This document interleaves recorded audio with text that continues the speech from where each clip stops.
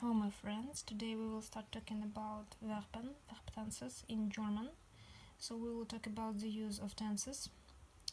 There are 3 verb tenses in German that are commonly used to tell about future, present or past events, Präsens Perfekt und Präteritum.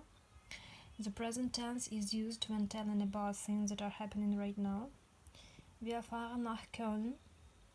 Wir besuchen den Kölner Dom. The present tense, together with an adverbial of time, can indicate that something will take place in the future. Wir fahren morgen nach Hamburg. Übermorgen besuchen wir das Völkerkundemuseum. When telling about events that happened in the past, we can use 2 different verb tenses.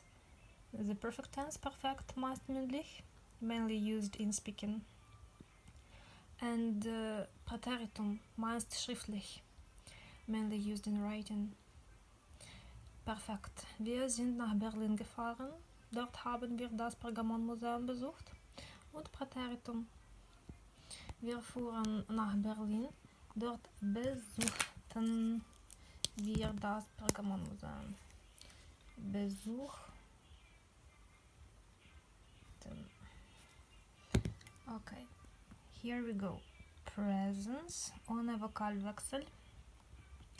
In presence, verbs without vowel change in the present tense, and there are 3 grammatical persons in the singular and in the plural. The formal singular and plural forms are the same as the third person plural. Sie kochen. Almost all verbs have the following present tense endings: singular est, plural enten. Ich koche, du kochst, sie es kocht. Wir kochen, ihr kocht, sie kochen. Next, please. Verbs ending with td, n, and m. Verbs ending in t or d receive a connecting e for the second and third person singular, as well as for the second person plural, to facilitate pronunciation. Du arbeitest.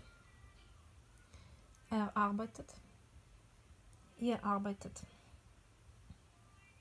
The same applies for verbs ending in m or n if the m or n is preceded by another consonant other than r. Du öffnest. Öffnet. Ihr öffnet. Verbs ending with s, double s, set, and that. For verbs ending like this, the second and third person singular are identical. Du hast, heißt. With verbs ending in l, the e is omitted for the first person singular. Ich sammle, like this. Yes. And verbs with vowel change in the present tense.